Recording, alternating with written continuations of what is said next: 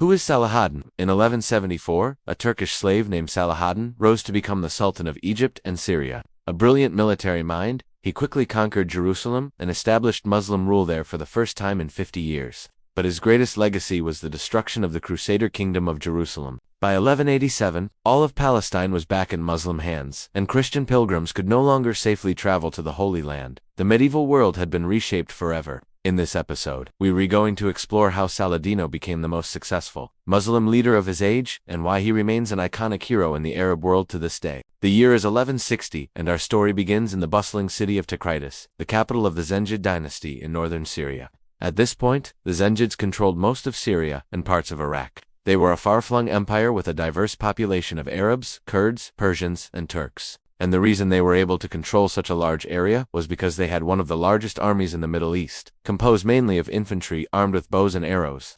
But despite their military success, the Zengids were not popular among the people they ruled over. They collected heavy taxes and often oppressed religious minorities. So when a charismatic preacher named Muhammad bin Abd al-Wahhab began calling for religious reform, many were eager to listen. Soon, the majority of the Zengid dynasty, including its vizier, were killed by Wahhabi forces. And so the dynasty came to an end. Now at this point in history, Egypt was ruled by a dynasty called the Ayyub. They were Shiite Muslims who opposed the Sunni teachings of Wahhab, and they were happy to help put down the rebellion. And so they invited Saladin, the former vizier of the Zengid dynasty, now converted to Islam, to come govern his old territories in Syria on their behalf. Though Saladin was loyal to the Egyptian sultans, he spent most of his time in the field campaigning against rival Muslim lords and expanding his own power base. He developed a reputation as a brilliant military commander, and his soldiers loved him because he treated them well and paid them on time.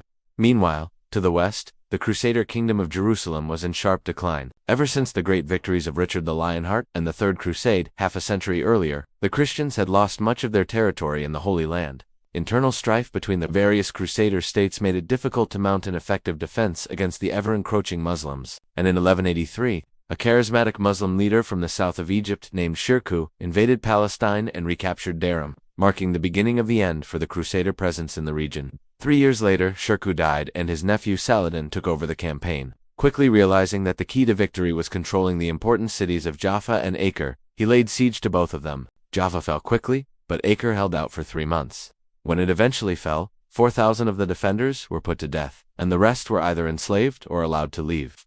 With the capture of Acre, the last independent Crusader state in the region, Saladin turned his attention to Jerusalem itself. As the Christian inhabitants fled the city, Saladin entered Jerusalem on July 1187, and for the first time in 50 years, Muslim rule was re-established in the city. The Muslim populace celebrated in the streets while Saladin toured the city, making sure his troops did not pillage or commit atrocities. Instead, he ordered that churches be protected and that the remaining Christians be allowed to leave peacefully. In fact, he even granted safe passage to the city for those European Christians who wished to visit the Holy Land on pilgrimage. Saladin then set about the task of rebuilding Jerusalem, investing in public works projects, and creating a council of non-Muslims to oversee the affairs of the city's Christian and Jewish communities. News of his great victory and magnanimity towards his defeated enemies spread across Europe, and soon he was being called the Second Alexander the Great by admiring chroniclers. But Saladin's ambition did not stop at the borders of Jerusalem. Over the next few years, he pushed northward and recaptured the coastal cities of Tyre and Sidon, as well as the important city of Banias near the Syrian border.